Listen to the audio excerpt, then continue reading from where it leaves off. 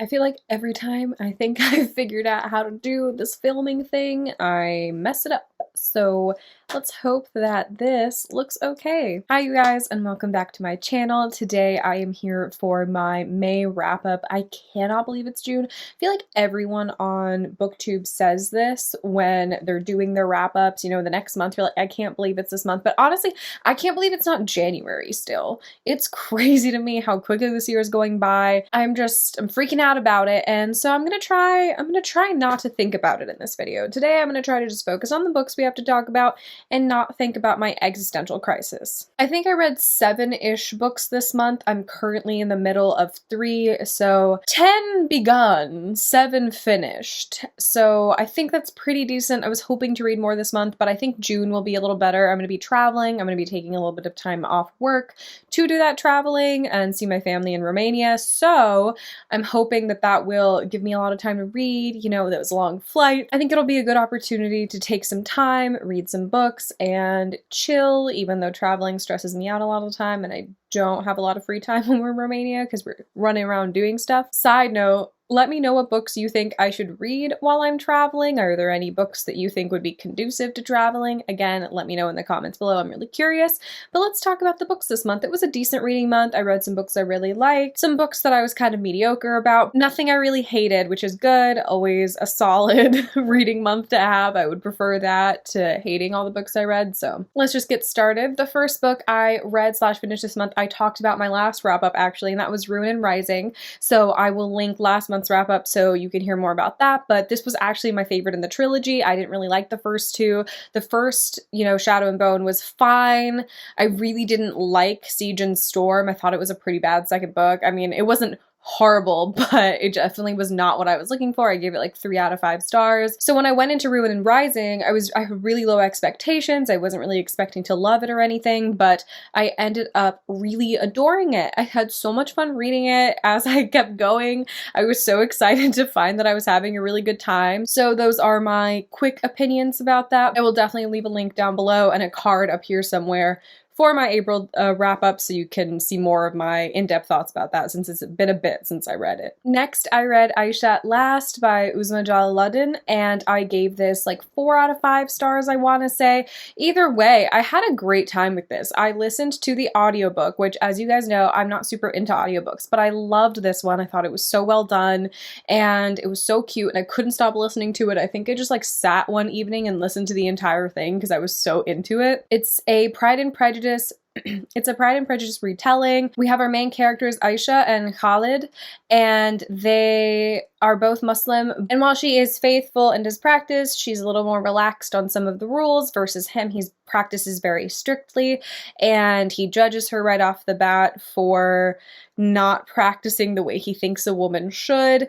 And it's about them learning the other's perspective and falling in love, and I loved it. Some of the criticisms I've heard of this book, I do agree with. There is a lot going on. There are like 50 plot points, and they're all happening all the time, and you're like, oh my god, what book is this? Because it is a Pride and Prejudice retelling, but there are some things that Uzma Jalaluddin threw in that definitely were not expected and not Pride and Prejudice related. But I did really like it. I feel like you should go into this book expecting like a crazy drama. Like there's just so much going on. Like I said, so many different threads and plot points and lines, and it's a lot going on. I kind of thought of it as a telenovela vibe where there's so many different things and someone shows up from someone's past and things are just being wild, which is why I think I enjoyed it so much. But I could see how other people would be a little exhausted by all the different plot points. I definitely think in general it shouldn't be done, but I just had a good time looking at it from that perspective, so I really enjoyed it. I really recommend this. I think this is my favorite Pride and Prejudice retelling I've read so far, and I'm really excited to read this author's next book. I got approved for it on NetGalley, so I'm ready to pick it up and read it because I think she's a great author. Next, I read The Wolf and the Woodsman by Ava Reid, and I gave this 5 out of 5 stars. I loved this book. I have a very extensive review on my Goodreads that I'll link down below because I had a lot to say. This was a NetGalley book that I received, and I loved it.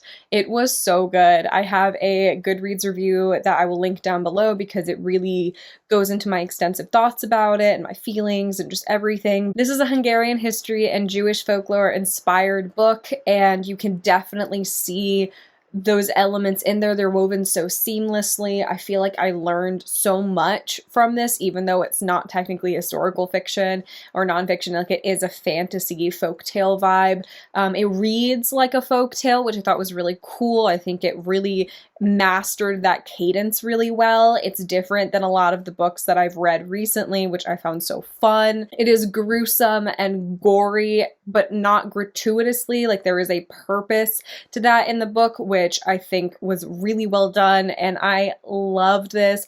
I loved the main character, Evike and Gaspar, I think is how you say their names. I need to look up the pronunciation guide again, but I loved their characters. I loved their romance. I loved their dynamic and how they learned from each other and how they grew in a very realistic way, in my opinion. It wasn't just a complete personality change. You know, people don't change that quickly, but it was just so good. So well done. I cannot rave about this enough.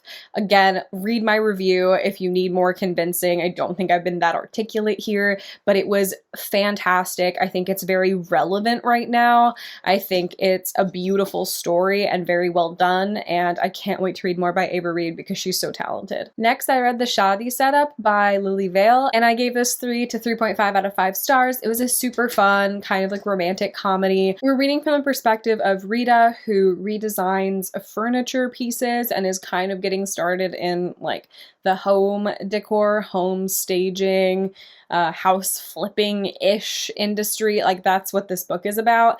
And she has an ex, his name is Milan, and she ends up having to work with him on something.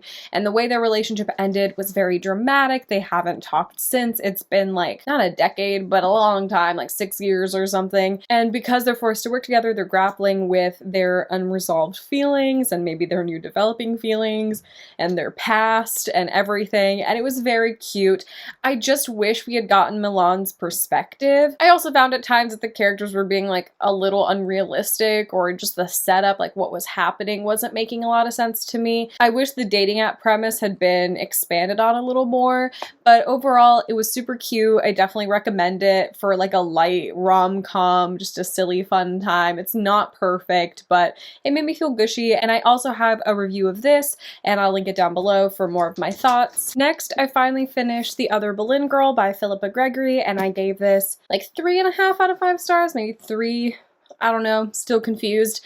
I thought it was really good and historically interesting, but there were definitely parts that it would have taken out that were very slow and unnecessary. I feel like this book could have been like 150 pages shorter, but overall, I did enjoy it. I'm glad I read it and then watched the movie. Hated the movie. It's a bad movie. Don't watch it. I don't understand how you mess up a movie with that cast, but they did. But yeah, if you're into historical fiction, I definitely recommend picking this up, but if you're not, I don't think it's the best foray into historical fiction in my just personal opinion, but like I said, I had a good time reading it. I'm glad I read it, and it was a good time. Next, I read a new release by an author. I hadn't realized I had a different book of hers on my TBR, and that is People We Meet on Vacation by Emily Henry. I'm pretty sure this is the same author as The Beach Read, and I have been wanting to read that ever since I heard that the cults were relevant in that book, which just really took me by surprise because I didn't think that that book was going to be like that. But I did read this first, got it in my book of the month, and I liked it. Gave it, again, 3.5 out of 5 stars.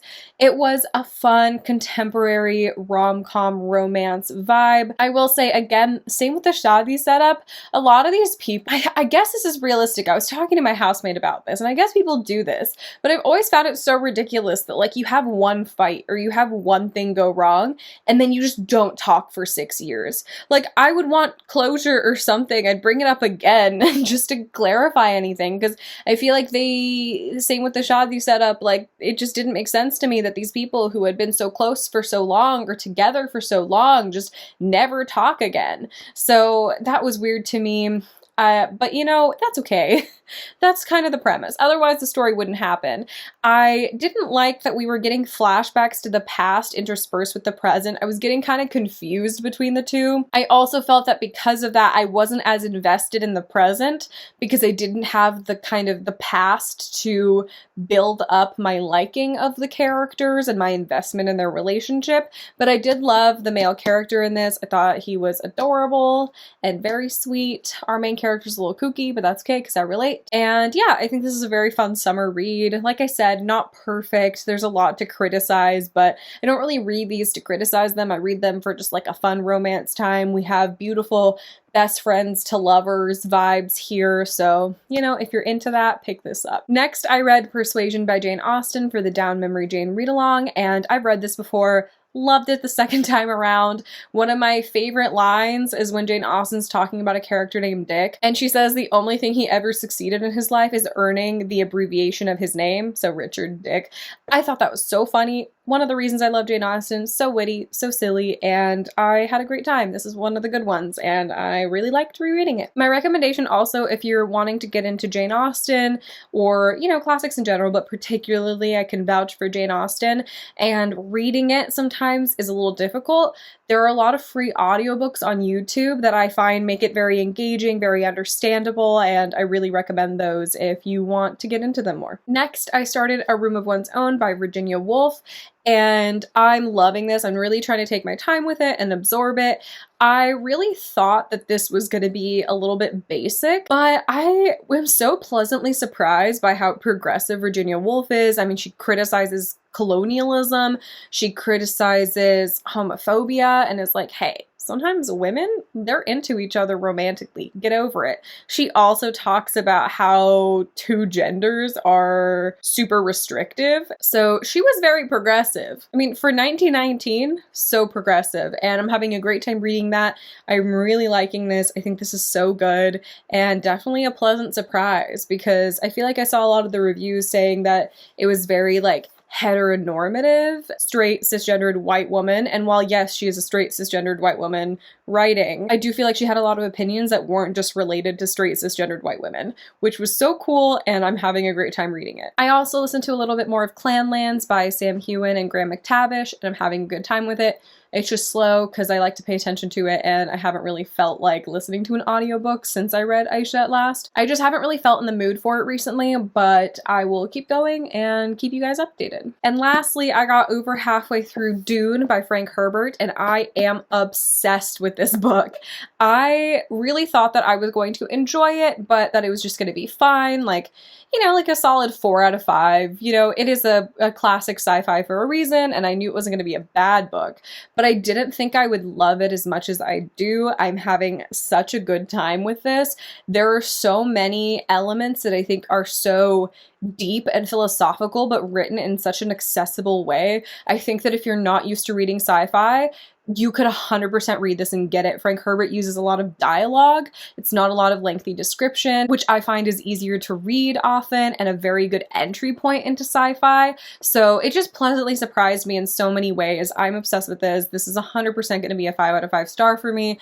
I love it, and I can't wait for the movie, and I recommend this to you so much. Even if it's something you wouldn't normally pick up, I think that you could definitely enjoy it, even if you don't read a lot of sci-fi. I think it's a very accessible work, and I definitely think you should check it out. So those are all the books that I read in the month of May. Hopefully June will be more plentiful in terms of number. I have a June TBR coming out soon, and it's actually going to be all in Romanian. Don't judge me too much, but I hope you guys enjoy it. It was like a fun little experiment for me. I wanted to see if I could make a full video in Romanian. Obviously I'm fluent, but when you are talking about something you don't normally talk about in a language, it can be kind of difficult still. There are words that you just never learn in that language because you never talk about that thing in that language, so that'll be fun. Look out for that, which is why I'm not including a little TBR section here, because you'll be seeing that as a separate video. There will be captions on it. Obviously, I know a lot of people here don't speak Romanian, so I did want to make it accessible to all the English-speaking people out there. I can't really translate it into another language other than English, but I hope you guys enjoy. As always, I leave links down below,